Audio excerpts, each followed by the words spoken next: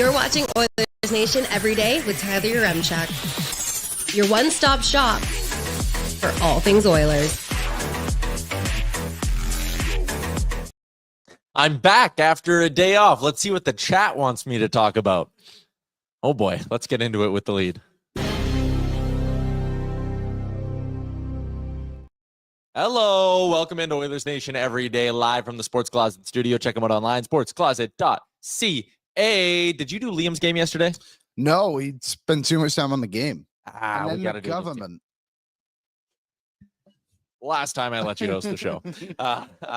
The show is a presentation of Bet365. Download the app today. Use the promo code NATION. Whatever the moment, it's never ordinary at Bet365. Mikhail and Dry is in. Liam was 10 minutes late one day and we roasted him. Tyler was 1 day late and nothing. This is true nepotism. I was work-related reasons. I was not here. It was our quarterly planning session. Yeah. Wow. Usually they're a 2-day event, so yeah. Glad to see you back already. I don't know what I would have done today. Yeah. Luckily, there was a lot to talk about. Go to the mountains normally? We do for the one big one every year, and then the other ones are just the one day where you go outside and do it. But anyways, thank you. Not fun at all. Oh God, no. Thank God I don't have to go. Yeah, like it's basically just sitting in a room all day doing like projections. It's like wildly boring. That's why I'm wearing the sweater that makes me look like an accountant. I'm wearing my Jasper hockey one today. Hell yeah. Because I support local. Very good. What were the vibes in the chat like after the game against Florida? Well, I mean, it was obviously a big topic of discussion. Yeah. So we talked about that quite a bit. I think it was actually a pretty good conversation on things. I think a lot of people in the game, obviously a lot of talk about Bouchard, but overall, I don't think it wasn't like overly spicy. I think people understand what happened in that game the other day. Like, I think both the teams, quite frankly, played terribly. And luckily for Florida, they got the 6th goal before the Oilers did. Weirdly sloppy hockey game is how I looked at that one as well. Again, Oilers probably wanted to save, probably needed a couple of other things to break their way, maybe a couple of standout performances from a few players. Yeah. It was a really rough first couple of minutes for Evan Bouchard. A couple of things to just kind of dig into right now. That game is wildly different if Kelly Sutherland doesn't call Darnell Nurse for an unsportsmanlike penalty. And listen, I saw Dave Jackson's reply to me. I absolutely respect the hell out of Dave Jackson, former NHL official. He's given us time on this show on DFO Live. And I get what he's saying, that like refs deal with a lot of abuse. We don't know what was said, and that's fair. We don't know what was said. Darnell Nurse has a letter on his jersey. Yeah. That doesn't give him a free pass to say whatever he wants to an official. That is absolutely not at all what I'm saying. He has a letter on his jersey. That was the first penalty called to the game, and presumably the first time Darnell Nurse would have any reason to go back at Kelly Sutherland for anything. It is a rematch of last year's Stanley Cup final. It is a close hockey game at that point. To tee a guy up for that and not give him some sort of a warning, not say, you know what, I'm going to wait till the end of the period and go tell him like enough's enough, or tell the bench enough's enough. If I hear one more thing, it's a 2-minute minor. Quite honestly, to not even just give him the 10, to punish the team with a 2. Ridiculously soft call. And the officiating in that game, as much as I will sit here and agree with Dave Jackson that officials take way too much flack, and I get that, the officiating in that game was dog shit. The non-call on Nuge and the snap over his stick. I know you talked about the Tkachuk goal, and you can debate that however many ways you want, and ultimately that's a situation room thing, sure. But the officiating in that game, Skinner took a stick to the face. That is a stick getting slashed in half, and anytime a guy gets touched in the head with a stick is an automatic penalty. 99% of the time, the refs do not even think twice. Boom, their arm shoots up. And the Oilers in their last couple of games, Vegas with the Eichel hit, even the AJ Greer hit last game, I thought was garbage. That was a bad one. Luckily, we got the 2, but it could have been a bit more. Should have been a 5. The Nuge having his stick broken when he's backdoor on the edge of the blue paint. Yeah. Garbage. Skinner gets high stick. Goalies are supposed to be protected. High sticks are automatic penalties. Joke. The goalie thing has been interesting this year, especially on Skinner. And Skinner made a comment about it too. I can't remember what game it was, but he got hit and they called a penalty on it. But he said jokingly, but also like not so jokingly too, he's like, I've been hit a lot this year and nothing has been called on me. And I think the one, we actually didn't talk about it yesterday. I think there was just so much to discuss, so we didn't get too much into the Skinner thing. But the fact that the ref then went up to Skinner and said, "Are you okay?" is also like an insane thing to do. He was 2 feet away from him. Yeah. Like, so that was a bad one. The AJ Greer one, I agree, could have been in the conversation for a 5. And like the thing with the 5 minute too, like you can change your decision on a 5. And I actually think it's a lot easier to change your decision on a 5 after a review than basically anything else in hockey, to be honest. So it would have been easy to go to that because the puck was well gone. We actually see it a lot where they will call the 5 and then go watch it because you can bring it down, but you can't bring something up. And I prefer that in almost every single situation. Yep. And I had a similar thought to the Eichel and Ekholm thing. One thing Dave Jackson actually did say that should have been a penalty as well. I was reading some of his comments. I was telling people yesterday too. A lot of Oilers fans reach out to that guy a lot, and he replies to them all the time. If you read his replies, Dave's really good. He is very good. And the AJ Greer thing, yeah, call the 5. But I always wonder in those situations, and it shouldn't matter, but it always does. If the player gets up immediately and starts to fight or something like that, then I think it really does negate like the intent to injure. I know, but to me, I agree. And it's a problem with the Department of Player Safety as well. The NHL way too often punishes the result, not the action. Yeah. Punish the action and this shit will get taken out of the game. Hits from behind have been such a problem in the NHL for the last couple of years. And I know people are going to sit there and be like, well, come on, point to an injury, whatever. It's at the point where the NHL doesn't want to take this seriously. Yeah. And it is going, much like the skate blades and neck protection, it is going to take someone getting very, very, very, very hurt for the NHL to take this shit seriously. Yeah. They took hits to the head seriously after Sidney Crosby got injured. I know it was a little bit before that as well, but it really did take their best marquee star player being out for over a year for them to be like, flying elbows to the head, not good. Okay, yeah, no, we get that now, even though anyone with a working brain could have told you for a decade prior that it was a massive problem. Yeah. And the same shit's going to happen with hits from behind. It is going to take someone, unfortunately, it's going to take someone breaking their GD neck for the NHL to be like, punish guys who cross-check players 4 feet from the boards. Yeah, that's a good idea. What did you make of the quickly the kick, no kick? I thought it was a kick. Okay. I think this is very clearly a kicking motion and then the puck goes in. Like, that is directing the puck in with your skate. So is that not redirecting? No, because look at how it moves. Like his skate moves towards the net. See, he doesn't position his skate and let the puck hit it. He moves his skate in order to make contact with the puck and then has to direct it in a totally different way. I said redirection because and the way I tried to word this yesterday too was a kick to me is more of like a swing. To me, there he's like slightly adjusting his foot. And I think that, and I understand there's a little bit of emotion up there, but I just see that as a redirect. There's that flip at the end, though, that changes it. If his skate stays still. I wonder where the puck is at that point. You can't really see it, right? Like, is the puck kind of do that to it a little bit? It's an interesting one. And obviously determined as, there you go. You can kind of see, can't you? It is determined as a goal on the ice. I just think the easiest way to do it is keep your blade on the ice and you can kick away all you want. So someone replied to you last night. Yeah, my cousin Josh, who's an official in Saskatchewan, he gave a really good idea. He said, change it to the way the junior leagues do, which is if you are outside of the blue paint, swing away. Kick as much as you want. Yeah. Fucking have a guy hold the puck down with one finger, full Adam Vinatieri, tee that thing into the net. Who gives a shit? That would be hilarious. Goals would be up. Yeah. You would end this whole stupid, silly conversation. And then the rule would be if it's a kicking motion in the crease. So basically, if you're tied up and there's bodies and then you're kicking away because you're in the crease, no goal. Yeah. But no one's going to get hurt if a guy is kicking a puck a foot away from the crease. No, because in this instance, if Tkachuk takes a full swing at it, for example, Skinner is low enough that that's a very dangerous play. Yeah. But there's enough protection down low, your leg level, I guess you could say, to like help you from kicks, I guess. It's an interesting debate. I think that was obviously it counted as a goal, so it was clearly a redirect of the Red League saw it that way too. But we showed a few examples as well of like trying to find a middle ground on it, and I think that's just one of them. That's like I think it really could have gone either way. But also too, I don't think that was the reason it was lost a game. So it's not that huge of a talking point. They needed a save at some point, and I do think there's a couple of goals that have popped into people's minds that aren't as bad. Like the Sam Reinhart goal where he banks it off Skinner's head. That's an elite play. That play isn't Skinner's fault. That is Ekholm skating in quicksand for whatever reason. And is that a great shot or a terrible save? Because the internet was split. I say great shot. Great shot.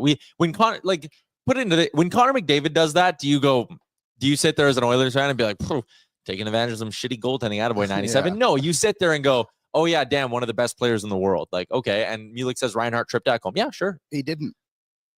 We slowed it down on the show. You can see Ekholm just fall and they're not even close to each other.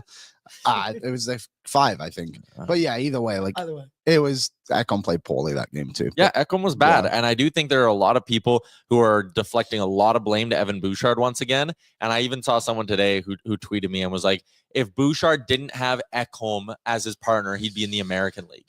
For Draisaitl. And it comes out to both ways, to be completely honest. Yeah, he eats shit. Yeah, just and falls. Then people were mad at Bouchard here. Bouchard played this perfectly. He pushed him below the goal line. Yeah, he kept him to the outside and put him below the goal line without getting like wildly out of position. Like he's just false. Yeah, like I don't know what Bouchard's supposed to do here. Nothing. And even too, like on Sportsnet, I guess you were at the game time. Amazon, my apologies. They showed the angle from above the net, and the only gap in the net that was available to Reinhardt was the one he found. Yep. And he had to hit Skinner on the head, which actually popped his mask a little bit too. That's just one that happens. I think Skinner had to stop the Verhaeghe goal. Absolutely. I think Evan Bouchard on the shorthanded goal and then taking the penalty. Absolutely. Those needed to be better. That was a rough first 5 minutes, and he made a couple of other bonehead passes. But the conversation that is happening online about Evan Bouchard and do the Oilers look at trading him? Insane. Oh my God. Like the justification for it is bananas. Mm-hmm. I honestly don't even know where to begin with it. There's the one group that's like, you paid Darnell Nurse too much money, so you can't pay Bouchard that much money. It's the same mistake. No, it's not. Evan Bouchard is one of the top 5, top 3 puck-moving defensemen in the NHL. That is wildly important, and with the way the game is going, that shit is only getting more and more and more important. Yeah, I completely agree. It's a conversation that's obviously not even on the table for the Oilers. It's not the sunk cost fallacy. It's almost the reverse of it now. But like the idea of we paid Nurse too much money, so we can never pay another defenseman that much money again. Because what if it blows up in our faces? Listen, is Evan Bouchard elite in his own end? No. He's not that bad though. He's not as bad as he's been for for stretches this season. I think the problem is with Bouchard, when he makes an error, it is so glaringly obvious, and he seems to always everyone is zeroed in on it right now. And he always just seems to end up in the net. But like, guys are gonna fall at the blue line. It is gonna happen. It looks terrible when it happens, and it's obviously a really bad play. But it happens all the time. Ekholm literally just did it. Yeah, and it's just like, what are we doing? Like, come on. That's not the real one. No, but my ears perked up when I saw that guy in the chat. If you missed all the drama on Twitter, you can go read about it. I don't need to rehash it now. My dad is not former NHLer Ken Yaremchuk. No, he's not. I've been asked it hundreds of times. People usually just assume your dad's better than him at life curling. No, life, everything. Sure. Plumbing businesses. Yeah, running a successful plumbing business. My dad's very good at that. But no, my dad did not play in the NHL. I've only, I think, seen my dad skate once in my life. Seen my dad. I've only seen my dad once in my life.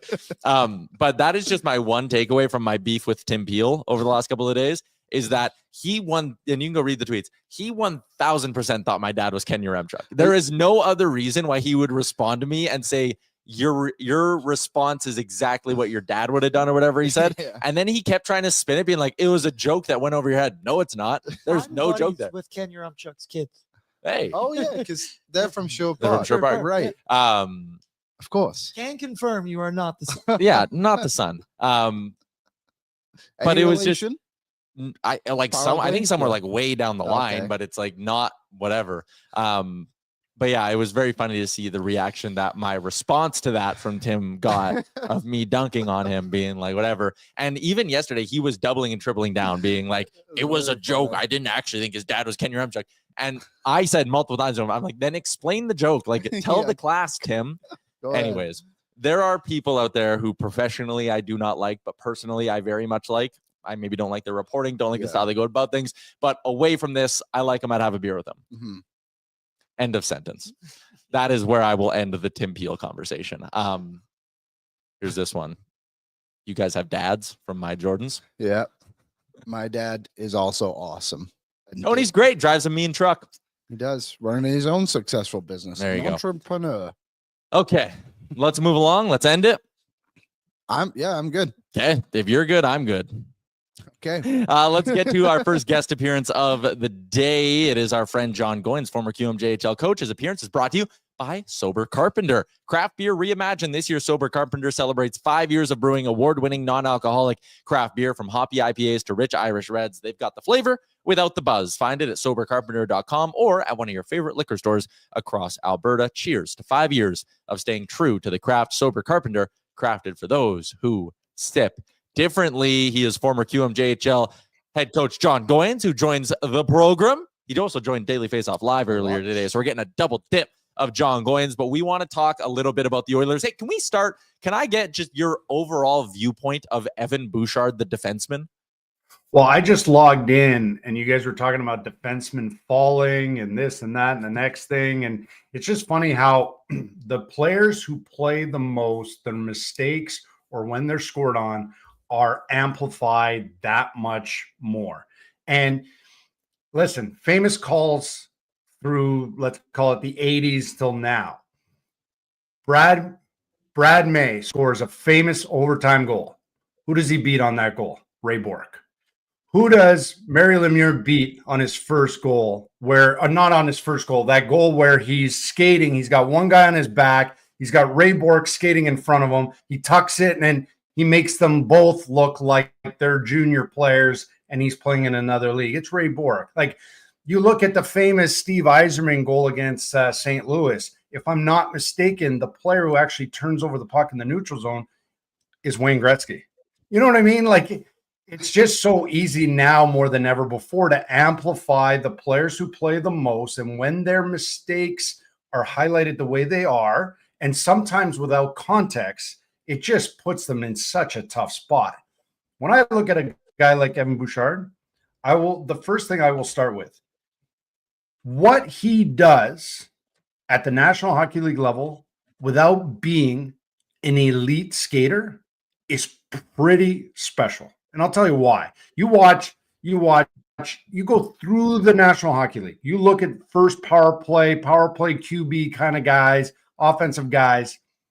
Most of them are better skaters than Evan Bouchard. I think we'd all agree with that. Like pretty simple. I think Evan Bouchard almost is a Sheldon Surrey right-handed type without the nasty side in terms of skating and big shot and all that type of stuff. So I just think it's easy to jump on someone when he's playing big minutes and those mistakes happen. But at the end of the day, you can't exactly throw this guy out with the bathwater because you guys would be in deep, deep trouble. That's the thing. This conversation of people saying trade him, like, then who's coming up?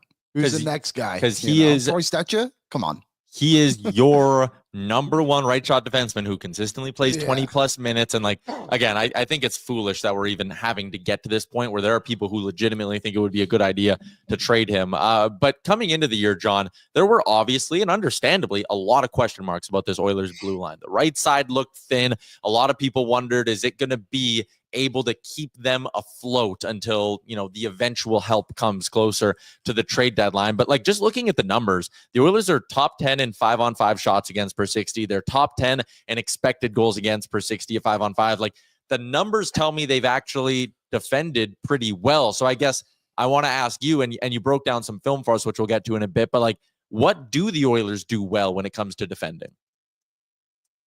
I think, well, there's still one area that I don't like, and it has nothing to do with defending. It has to do with line changes. And there'll be a couple where line changes happen so often, right? And they could cost you with too many men. They could cost you by, if you're not putting the next player on in a good position to succeed or start their shift off in a good spot, that's on you. That's just bad. The details of where do I go? Where do I jump to? You look at the best teams and, the overhang that we get at the Bell Center. I watched Vegas closely when I was calling that game, and you talk about details. It's simple, right? Like, it's not rocket science. It's the puck is past the hash marks or below the bottom of the circle or below the goal line. You go for a wholesale change, but typically a wholesale change is really one guy takes away the stretch pass, then 4 other guys are coming on, and it's how quickly everybody transitions in and out of spots, but everybody knows where they're going. My issue with Edmonton on their line changes isn't not knowing where to go. It's when they get off some guys. Some guys just throw the stick in the holster here on the side and just walk to the bench, and they set up guys to either have to sprint back into plays and you put them kind of like in a bad spot, or the guys that are on the ice, you leave them in a bad spot. But in saying that, their urgency to back check, their urgency to support the D, because the D really want to play closely together side by side. And that's allowing for, and there's different ways to go about it. Every coach can have their own X's and O's and certain strategies. At the end of the day, it only matters if the team can execute the game plan. And if those players within the game plan instinctually can play the game without feeling like locked down by X's and O's. They know what the game plan is, and they go. They instinctually go, hey, I see an open man, I defend an open man. I see an on-man Russian happen. I'm not just letting the D, have to figure it out by themselves. And that's their sense of urgency. And I'm starting to see it more and more. And Tyler and I made a deal. We would ignore the game against Florida going into this breakdown because as Tyler asked me to take a look at this, I had set it up with all the last 9 games and points. It's this type of stuff. Reload. See right here, there's a bad change. It's a terrible change. But the triangle right here allows the D to be aggressive. Stetcher can take away the offensive player's hands. But look at Derek Ryan sprint on that ice and get back in the zone and force a shot into pads. Watch, Stetcher was leading the rush, kicked it to the inside. This could easily be an on-man rush. Watch Stetcher. One thing he does have is skating, cuts off the path, and quickly they get into that triangle again. If we could pause for 1 second. Pause. Okay. One of the things that these guys are doing, they're not necessarily killing the rush at the blue line. There are a lot of coaches that speak in absolutes and so-called pundits. Oh, you got to step up with the blue and you got to kill it at the blue.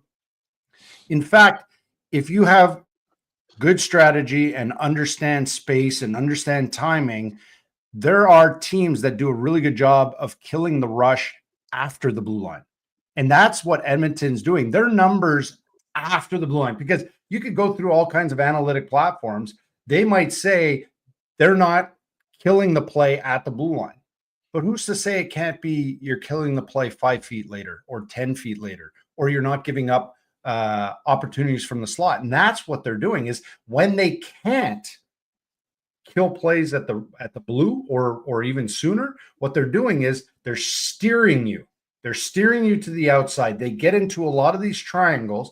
Everybody identifies who they have, and then they move forward. And what they're also doing is they're allowing the fourth and fifth guy to get into the picture, and then they're not giving up the interior, right? You could kill plays at the blue, but you might actually create a 50-50 in an on-man situation for your D partner to figure out. So let's keep these rolling. You're going to see on the next one, Vegas is going to cut it off just inside their own blue line. They're going to carry D tight together. Watch right here. Boom. Let's get a good stick in there. Cut off that pass. And everybody lays on the brakes. And what? We're denying the slot. Nobody's turning. Now watch. Best player in the world. 97 and 97. That's not a good plan. D tight together. What does that do? It forces the play to go to the outside. But where's McDavid? He's all the way back. Connor Brown reacts really well, but know the score, know the clock. They're not going to play loose. You want to play to the outside? No problem. Watch what Derek Ryan does. Cut off the slot. They're not going to allow a hope pass. Watch here. Great gap by Bouchard. He shifts, and now watch this. Deny and steer. Deny the middle. Steer with your sticks. Boom. 5 guys in the pick, and nothing to the slot. Watch again. Now look at the hustle. When you got 29 and 93, back checking like this in a 6-1 game, you know the buy-in is huge in that locker room. You know it because at 6-1, they could dog it. They could cheat it. They could cheat themselves. But that's when bad habits start getting embedded in your game, embedded in your locker room, and then you get what you tolerate.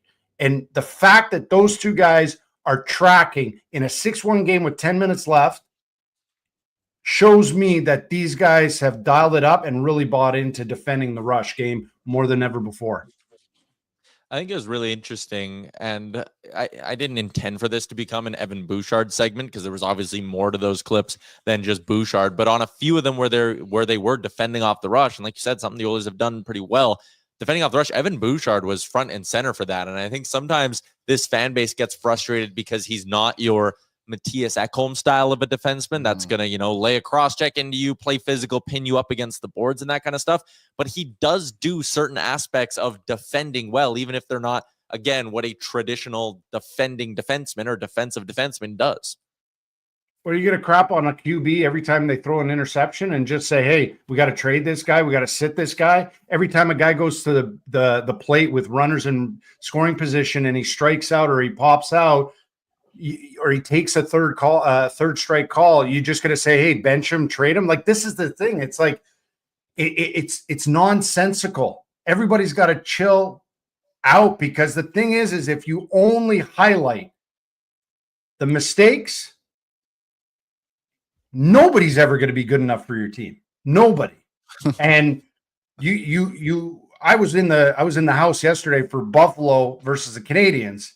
And you talk about defensemen. Obviously, Dahlin was out. You Owen Power first overall. You got Byram in the lineup. You got Samuelson. Like, if you're going to be disappointed with your defenseman, it's going to be the Buffalo Sabres fans. Like Edmonton, like you might want to look to the state of New York right now and what's going on, not just with the Sabres, but some of their other teams. And when you have expectations of guys like that, be disappointed. But if you always highlight the negative, nobody's ever going to be good enough for the blue and orange. The question I think a lot of people have, continuing on Bouchard, because we may as well, people always say Ekholm is the reason Bouchard is what he is and all that stuff, but they obviously complement each other quite well, right? Right. Yeah, and there's nothing wrong with that, and sure, Ekholm's got more miles on him, more of an established, I don't know if you want to call it identity, but he's really carved himself out this is Matthias Ekholm. This is how he plays night in, night out. And, great. Like, there's not that many Ekholms out there that can be super consistent where you could walk out and say, no points. It doesn't matter. You're not going to gauge him on points. You're going to gauge on how hard he plays, the simplicity of his game. And, that can be contagious as well. And the fact that they complement each other is great. I mean, there's a pair in Vancouver, and everybody said, well, Philip Hronek only got paid because Quinn Hughes. Well, Quinn Hughes' game also benefited from Philip Hronek. Yeah. Let's call it the way it is. And that happens year in, year out, different teams. We know the Carlson and Mark Mathot back in the day. It happens. And so should that be a negative or a slight against Evan Bouchard? I don't think so. I just think it's just an opportunity for him to play with an unbelievable D partner. I think that's interesting, and it parlays into my last question here. D partners have to complement each other, and you obviously went and watched a lot of clips. We all know a trade is coming for a new partner for Darnell Nurse. When you look at how the Oilers and Chris Knobloch like to defend, when you look at how Darnell Nurse plays stylistically, what archetype of defenseman should the Oilers be going after? Is it Ekholm 2.0, a traditional, rugged, shutdown defenseman? Is it maybe someone who skates well and can move the puck? Who would be the ideal partner for Darnell Nurse?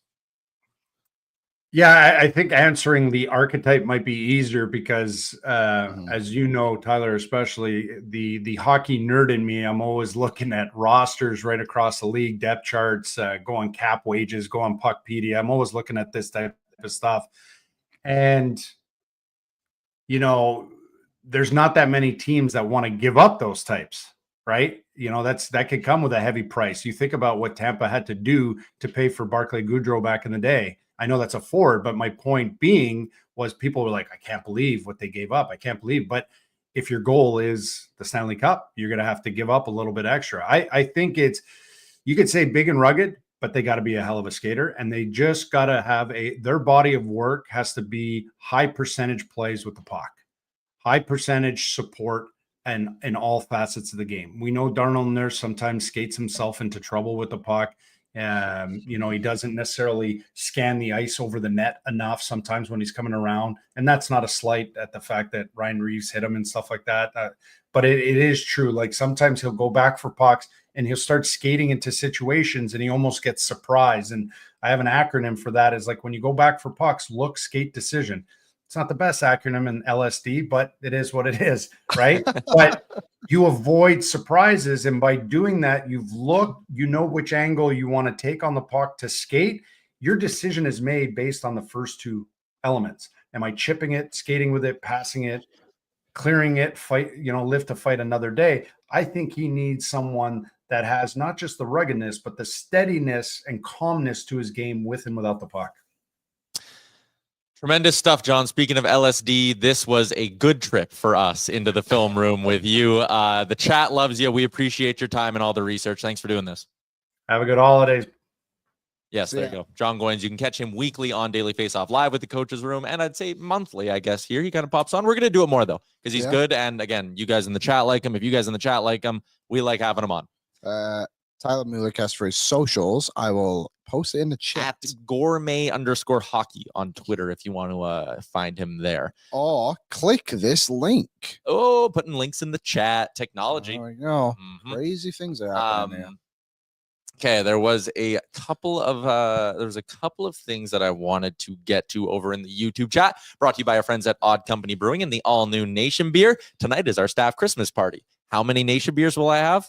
A couple. The Nation Beer Everyday Lager with Odd Company is crisp, clean, and is a lager crafted perfectly for not just game day, but every day. And it does go down smooth. Find it at your local liquor store. Look it up on Liquor Connect or go to the one of the two Odd Company locations in Edmonton, whether it's Ritchie or downtown. Couple of things here in the chat. Nurse needs McIntyre. Nurse needs an Ekberson combo. Hybrid, Matthias Ekholm, Ty Emberson. I actually think that's true. And I actually think that, let's call it long term. This might sound weird and people might not like it. I think the Oilers almost can go after a rental this year. Yeah. Because I think Ty Emberson is the long-term fit for Darnell Nurse. Yeah, I wouldn't disagree. He checks all the boxes that I want a Darnell Nurse partner to check. Yeah, he's done a really good job. And I think at the end of the day, we forget how young Ty Emberson actually is. He's not even at 60 24? NHL games. Yeah, so he's got a lot of potential and room to grow. So I think the problem is the rental market is really weird this year. So maybe grabbing someone a bit more term is kind of the way to go. But also too, I think either direction you're fine to go in. Yep. Bosch is in. If you're going after a new D-man, needs stay at home, big, tough, and mean. Emphasis on the mean. I respectfully cannot disagree with that anymore. The Oilers actually have a decent amount of mean on their blue line. Brett Kulak, come playoff time, is mean. Darnell Nurse is mean. Ty Emberson, as much as he's clean-shaven babyface, he's got 2 fights, and he's actually a bit of a prick. They have enough mean. Evan Bouchard in the playoffs is also a little bit of a prick. He's not going to fight anyone, of course. No. But you're not asking him to. No. The idea that the Oilers need someone big, tough, and mean on their blue line, I think is false. They need someone who is predictable and who moves the puck well and skates with Darnell Nurse. I think that's why you're actually getting decent results with Troy Stetcher there.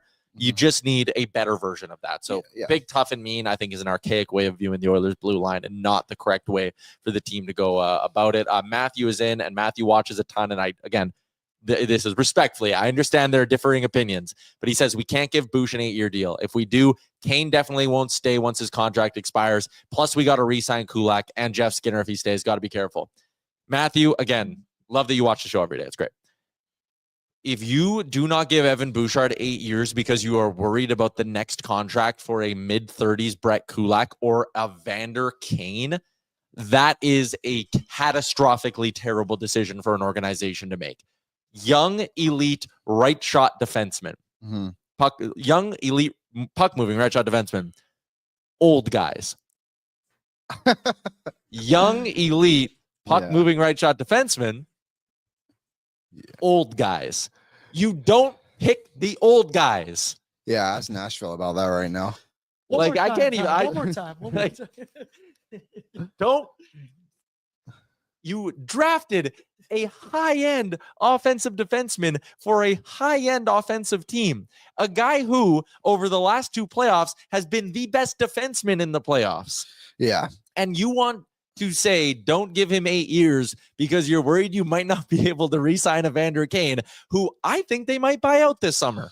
There's a good chance they try to move on from him for sure, because he has his trade clause changes as well. I think it's March 1st. So yeah, I respectfully disagree with you, Matthew, again, but I see what I understand you don't want all that money tied up, totally, blah, blah, blah, blah, blah, blah. But I know he's obviously not saying move on from Bouch. No. But I think that's just a guy, you don't worry about those older fellas. You can replace Kane, Kulak, Skinner down the road. They're already replacing Jeff Skinner as we speak with a younger guy in Vasily Podkolzin. Different players, but he's outplayed him in the spot we thought he was going to be in. So yeah, I'm out on that one, unfortunately. But I also don't want to get rid of any of those guys for the record. Robin is in. This made me laugh. We need grit, and by that I mean the oldest team possible. We already have one. We have the oldest team possible. If I missed it, my apologies. Any update on Hyman? Broken nose, not expected to miss any time. Because he's a man. That was the cherry on the shit sandwich, though, for Bouchard in that hockey game, was firing a puck off Zach Hyman's face. Yeah, and did you see his post game? No, I didn't. It was a tough watch. He was clearly very frustrated with himself, and it's unfortunate because Bouchard's just that guy, isn't he? He was on the ice for 2 goals for that game. Unfortunately, he was on the ice for 3 goals against. But that's the roller coaster you have with Bouchard from time to time. Yep. And it's fine. It's not fine. It needs to be better. Also, but it is what it is. Cap going up. Through the roof. Canadian dollar going down. Well, that's actually what's trending. And I'm going to talk to Frank about that. We're going to have Frank Seravalli on the show right away as well. But cap going up, if Evan Bouchard costs you $9 million on an 8-year deal, I'm not even thinking twice. I sign it. And I fax it before the agent even can finish our phone call or whatever the hell goes on in a contract negotiation. Because, again, you are going to be getting the best years of Evan Bouchard, which are going to be very good years. He is going to get better as he ages. Again, the defensive side of things. Look at Justin Schultz, who happy trails Justin Schultz. Congrats on your retirement. Great career. 2 Stanley Cup rings. But, he transformed himself as he went on. Yeah. Oliver Ekman-Larsson, look what he's doing right now. These guys who come in as the offensive dynamos, if they are wicked smart, and Evan Bouchard is smart, he's a smart hockey player. They are smart. They learn how to play the game more. He'll get better. Trust me. There was another comment a little bit further up there. I have lost it. That was it. Sorry, I didn't see you put it, but I just remember what it was. Bouchard left the power play when he hit Hyman. Yeah. Which I think is very interesting because that first unit stayed on. Yeah. And I know Ekholm and him have kind of rotated to an extent, but it's not very often. That was interesting. I think that just shows maybe his head wasn't fully in the game at that moment. After everything that had already happened in the game, he finally gets a shot through, nails his own teammate. Your tweet needs to be way more specifically.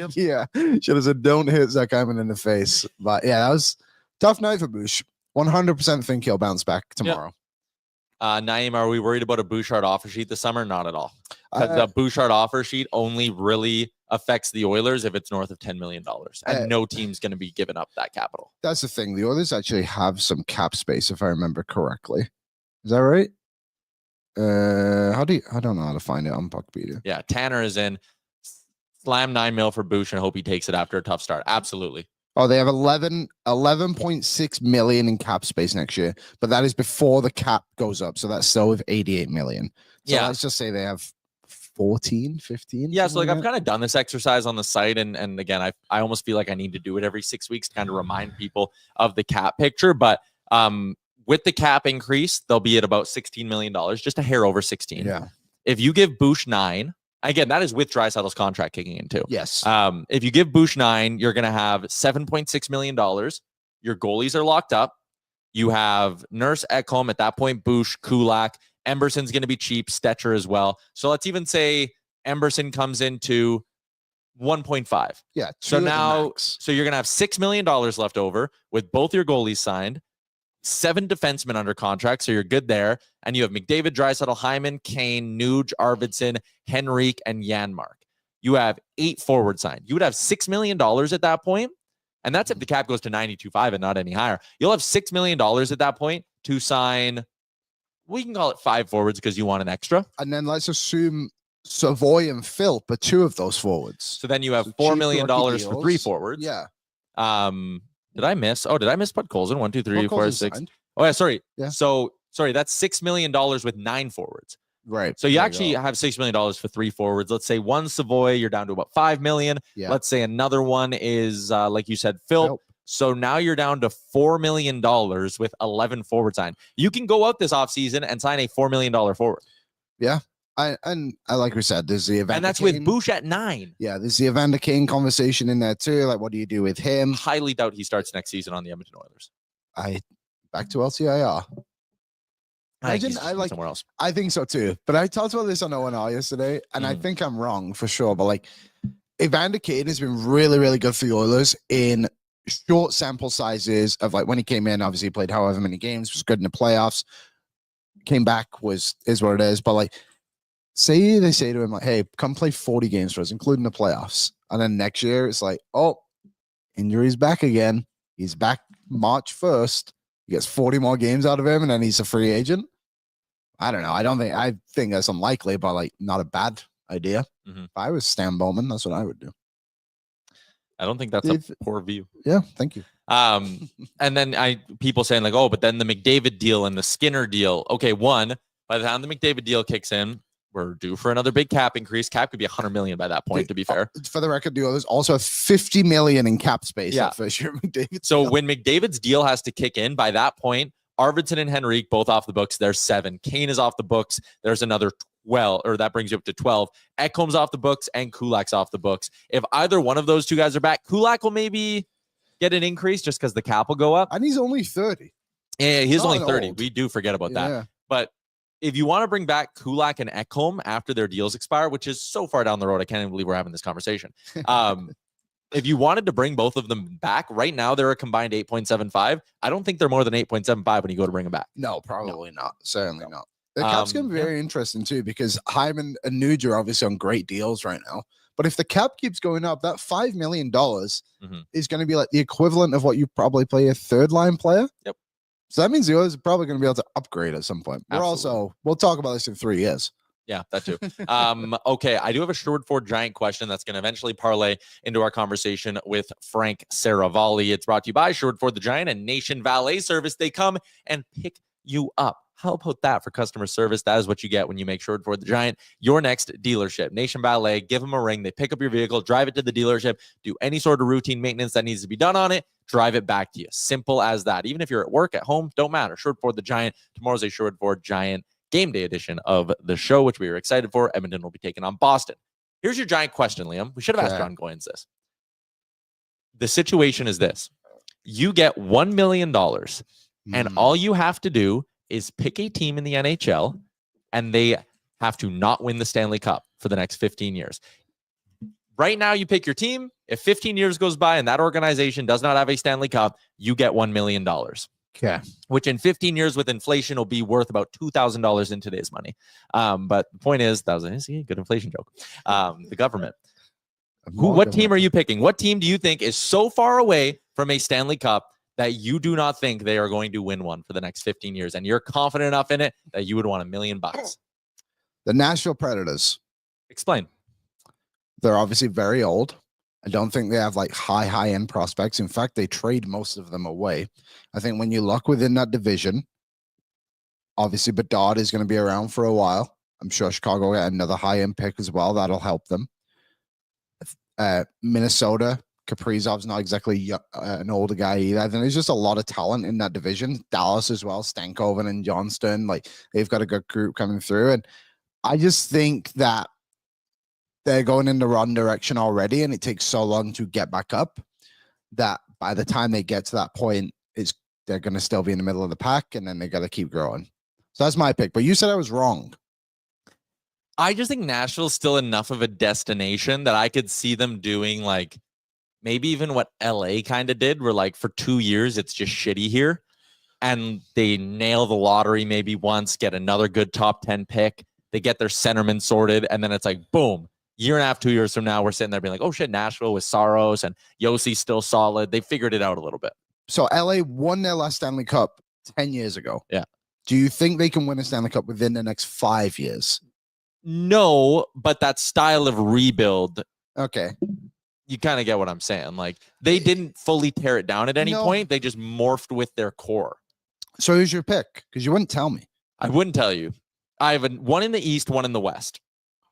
Well, you said there was one answer. Yeah. Go on. Who's your number one? It's the New York Islanders. Oh, that is a good one. Ilya Sorokin is good. Yes. I'm not going to dispute that. He is one of the better goalies in the NHL, and he's relatively young. A core that is signed until 2031 of Barzal and Horvat. I don't think those are going to be the guys who get it done, which means you are at some point going to need to find one more high-end piece to add to that offense. Yeah. Whether it's through the draft lottery or whatever. If it's through free agency, you then need to spend $10+ million on it. Or, I mean, look at the way the league's going. To get a truly impactful guy, you'd have to nail and somehow land like a Marner or a Rantanen in free agency or whoever that is in subsequent years. Yeah. And you're paying them $15 million to come on Long Island. Okay. So then you're going to be sitting there with like $34 million, include Sorokin, north of $40 million committed to 4 players. 2 of them I don't think are true like Stanley Cup caliber drivers. Yes. And I don't think, again, Barzal and Horvat, if we want to talk about them being there till 2031, like that forward group inspires zero confidence. The blue line is good, but 2 of their key pieces, Pelech and Pulak, are over 30. Scott Mayfield is 32, signed until 2030. Noah Dobson's going to be an RFA this summer. No one really talks about that all that much. So, yes, they have Sorokin, but like their prospect pool, I'm flipping through. I'm not a big prospect guy, but like I'm going through it right now on Puckpedia and some of their non-rostered guys. Cole Yzerman is the only name I even recognize. Yeah, he's obviously a talent, but he's a project. Like he fell in the draft for a reason. So I could be an elite scorer, but you're right. And listen, when you and I are on season 18 of Owen Everyday and we're revisiting this clip in this segment 15 years from now, there will be multiple correct answers, obviously, right? Yeah. But I'm talking about who you'd be the most confident in. And I have a hard time not thinking the New York Islanders. There was a part of me like, okay, the Ducks have young talent. I can see them working their way through here. The Sharks have Macklin Chidi Celebrini, who's looking like a star. He can play. There was a part of me that looked at Calgary and was like, am I getting Oilers rebuild 1.0 vibes from them? I think Dustin Wolf bumps him up a little And that's bit. why I got scared. Because I was like, man, if Dustin Wolf's a Vezina caliber guy, I don't want to fully put them in that conversation. But for me, it's absolutely the Islanders. Oh, Frank's here. Didn't even notice. We got too wrapped up in our conversation. I'm curious why. Who was your West team quickly? It was going to be the Flames, and then I pussied out. All right. Let's get to the Star Mechanical guest line, Edmonton's #1 plumbing and heating company. You can find out more about them online at starmechanical.ca. It is our weekly Frank Mechanical segment with our daily face-off insider, Frank Seravalli. Frank, we were just doing our Sherwood Ford Giant question. Riveting conversation. I'm sure you heard some of it because I did. My brain was malfunctioning as I heard it. The question was, you're going to get $1 million, and all you need to do is name one team that won't win the Stanley Cup in the next 15 years. So there are multiple correct answers, but the question is, what team are you? 15 years. Come on. That's insanely long. Well, the original question was 20, so consider yourself lucky. I would feel so much. I mean, okay. So now let's think back. So like 15 years, the best way to do this is rewind back to 2009. And which teams we have said have no chance to win a Stanley Cup between now and then? Oh man, the Edmonton. So I'm looking at the standings here. The teams that we probably would have picked would have been the Florida Panthers, probably the Tampa Bay Lightning. The Nashville Predators were in last place in their division. The Colorado Avalanche were in last place in their division. 3 of those 4 teams I've named have won the Stanley Cup in these 15 years. Some of them multiple times. And the Kings were dead last in their division, and they won twice. I mean, what's down is up. so like full disclosure, like my brain is exploding as I'm doing it. I think you'd have to pick teams that are in the middle that aren't bad or good, because those are probably the teams that might have enough cracks at it. But over the 10 to 15 year span, how much time will they waste thinking that they're really good? Like the Minnesota Wild. Detroit? Well, they've been the Minnesota Mild forever. A good team, but not a great team, and never terrible. Yeah, that's fair too. Just lingering. I mean, look at all those teams that we named. They've all freaking won the cup. Yep. I still think the answer is Nashville because they just trade away all their young guys. That's my logic around it. None of the teams in first place. Oh, I'm sorry. Oh, no, that's a lie too. I was going to say none of the teams in first place won a cup. San Jose has not. Vancouver has not. Detroit went to the final that season in 2009. Washington won in 2018. Boston won in 2011. The Devils have not. I was looking at the 09-10 standings. Buffalo had 100 points that year, won their division. Yeah. They're probably on track now, right? Surely they've kept that momentum rolling. That's what's so bizarre about this 13-year playoff drought is that forever Buffalo was competitive, and a really good team and a tough out in the playoffs. Yeah, and the way things are going right now, we'll get into the Oilers in just a second, but Terry Pegula comes out and says what he says. You wrote a great piece about it over at dailyfaceoff.com that I encourage people to read. But Terry Pegula saying, hey, nothing's going to change. I believe in you guys. He's got to go back on his word here if things don't flip in a hurry. And in a hurry, I'm talking about in the next day or two. I mean, I don't know about the next day or two. We are 35 hours away from the trade freeze kicking in. But you would think that time is of the essence. And yeah, you would think that whatever he tells the players, what are you going to do? Call the owner a liar? It's you guys that went out and played poorly and dropped a turd like you did at center ice at the Bell Center last night after all this attention. And you get this positive message from an owner who says he believes in you. You would think that you would want to repay that confidence with a strong effort against the only team in the standings that's below you in the East. And instead, 19 seconds in the game, you're doing the same thing that you haven't been able to do all season long, which is defend properly.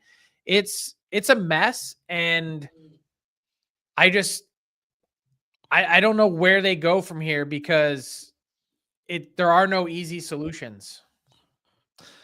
No, not at all. Buffalo in the middle of an 11-game losing streak. Let's circle to our neck of the woods here in Edmonton. The Stanley Cup rematch did not go the Oilers' way. It was a wildly entertaining game, though. It has led to a lot of conversation about Evan Bouchard, though, who had a pretty tough game. He's had a handful of them so far.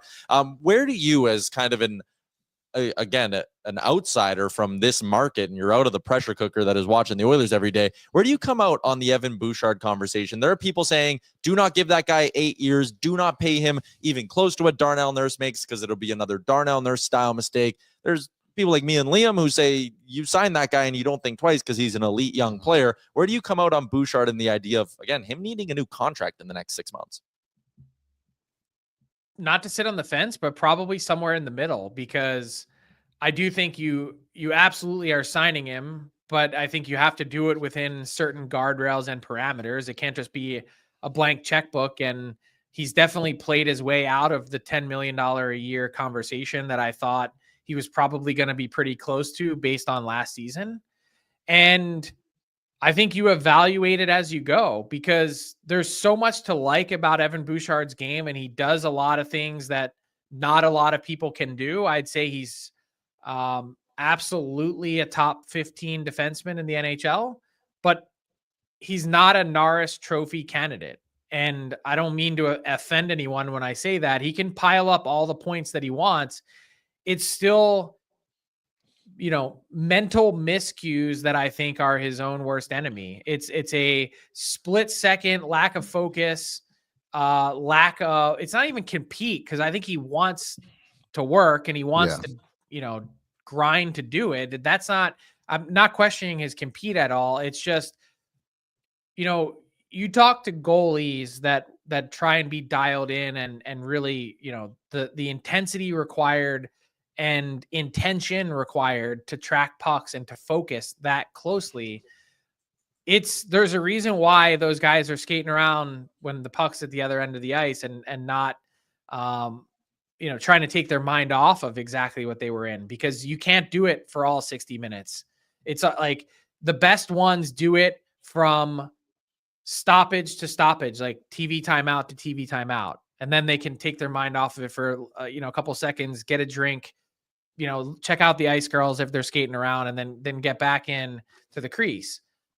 When you're Bouchard and you're playing every other shift, the whole game, essentially, those momentary lapses, they're part of the game.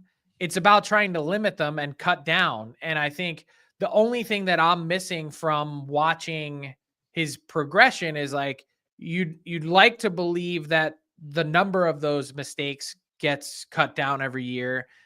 And there's always happenstance that comes into it. Your goalie makes a save, bails you out. Some end up in the back of the net more than others in other years. Maybe that's a little bit part of it this year, but it just feels like the mistakes that have been made, correct me if I'm wrong, just feel a little bit more glaring than usual. Yeah, I think the big thing for me on Bouchard is like, he can make all the great plays in the world, but the one error he makes is so obvious. And it 9 times out of 10 results in a goal against, which just sucks for him, because I actually don't think he makes that many mistakes. Just his mistakes are terrible. And part of it too is like when you're watching on TV or in person and you see him make the mistake and he's kind of got that look about him and his shoulders are down and he doesn't look like he's hustling back into the picture. That's what really does also drive at least fans bananas. Yeah, it's an eye test thing that he looks like he's disengaged, and it's because of the nonchalance in his game that if you actually want to look at it from the alternative point of view, that aids him in a big way too, because he's not really rattled in pressure situations. And that's why he's been able to perform in the playoffs. He's kind of a steady Eddie in that sense, which is really helpful. But he's, I can say this because he played there. There's a little bit of like Dmitry Kulikov in that, in your assessment, Liam, because like he doesn't give up singles and doubles. And for the most part, you don't notice him all game, but goddamn, almost every game there's one home run and you're like, that's tough. Bouchard obviously isn't at that point. It's more like a home run every 5 games. But I think also the other side of this is you probably have to live with some of that to have a defenseman that is capable of putting up 80 points in a season. I got one more, and then I know you have a trade question for Frank. But Leon Draisaitl leads the NHL in goals right now, and you and I have talked a ton on the rundown now and on DFO Live about, only 5 of those are on the power play. That is a crazy low percentage from what we know about Leon Draisaitl. I'm going to forget this thing. I made that same Kulikov joke one time when I was at dinner with Ken Holland, and I forgot that he had traded for him. And yeah, so he kind of looked at me and was like, that wasn't nice. That is a good one. Okay, Leon I thought of another Ken Holland thing that you told me, and we're not going to talk about now. Leon Draisaitl, 23 goals on the year, leads the NHL. I look at the fact he's been doing this with Podkolzin and Kapanen for the last month, the fact that he played as well as he did when McDavid missed his couple of games there too. Leon Draisaitl, I think, is in a weird way showing us something different. He is a 5-on-5 monster this year. He's controlling the game. Like, it's all this stuff. Should he be getting Hart Trophy love, or is that a bridge too far? Well, I think he's always in the conversation. The toughest thing for him is he the most valuable player on his own team, right?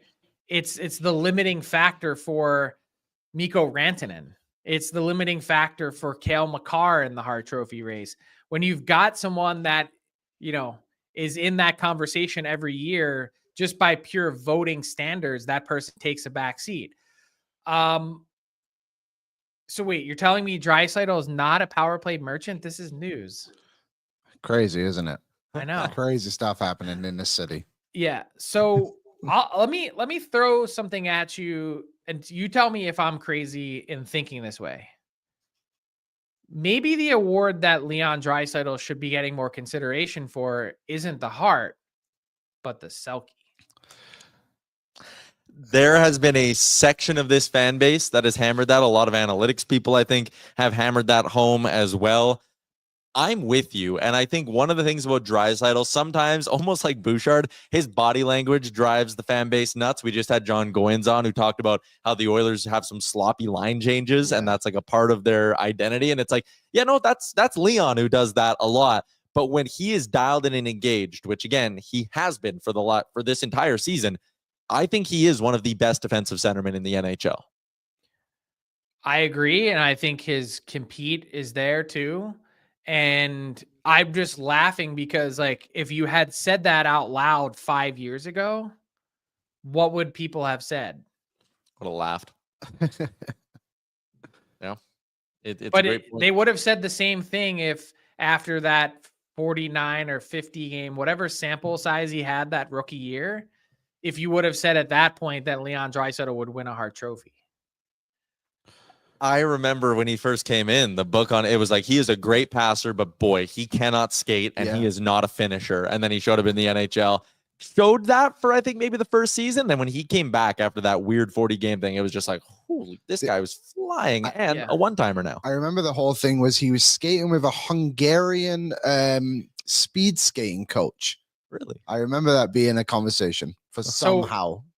I just wrapped up a pod. That's why I was running late with Matt Cullen, and we worked through his entire career. 1,500 NHL games when he retired, the 21st player in league history to get there. The only player to get there without ever being voted an all-star, which is like a bananas quality. And we were talking about how when he went through the draft process, he was being crushed for being a poor skater. And in his late 30s and early 40s, that's all anyone would talk about is, man, this guy can compete forever because he's such a good skater. And so he said that, and I'm sure Draisaitl took this to heart the same way, but he said, like the summers, and this is in the mid 90s. Do you remember those like old school big, I mean, Tyler wasn't even born, the camcorders with like literally like a tape that you had to put in it. He said we would set it up at the rink, my brothers and I, and we would skate all day long and then go home and critique our own skating. Like, we didn't have a skating coach. We didn't have anything else to look at. He's like, I just worked really hard at it because everyone said I sucked at it. That is good. Frankly speaking, find it wherever you get your podcast from. Liam. I have one other award, and call me crazy, and I might be very wrong on this. I may have misinterpreted it. But what is the Lady Byng on the table for Draisaitl? I think he's too much of a prick. But it's all about like not taking penalties, essentially, right? He's like, taking a couple dumb ones. He's only has 10 penalty minutes this season. Last year he had 76. He's probably going to be the highest scorer in the league. But it's kind of interesting though that he's like somewhat in the conversation for it. I was going to say, I'm probably very wrong. I was going to say, He's already, the guys that get voted for that have like 4 and 8 minutes all season long. He's already at 10 a third of the way through, and that he's going to snap at some point. He's bound for a 15-minute penalty minute night one night. Okay, but his last penalty was October 22nd. He is, I totally get it, but I think it's very interesting how he's just been able to like kind of snap out of this and like just not take penalties, because we saw it early in the season. Like, he took that dumb one against Philly. And since then, he's just not done it. Don't act like I'm saying Lady Byng debate. Here. I don't know if you can see this. Can you see this? And they all came in the first month of the season. Can you see that? Is that an egg? It's a meme. It's a hot dog bun. It says, "Go ahead, hop in the bun if you're going to act like a wiener." How did you have that ready to go? I just was looking through and I thought about it. He has it's a crazy thing. Like, he hasn't taken a penalty since October 22nd. But that's not even my real question, Frank. Today on DFO, you said that the New York Rangers. What a pivot. Look at that. That was unbelievable. He just goes from like Lady Byng to like, hey, you said something about New York. What? What was that? People are very supportive in the chat too of me saying that. So the New York Rangers, you said, are basically just open for business and would trade essentially anybody right now. I look at that team and I don't think there's a ton of fits for the Oilers. Unless I'm wrong and you think there could be, but like, would Braden Schneider be somebody they could look at? Damn it.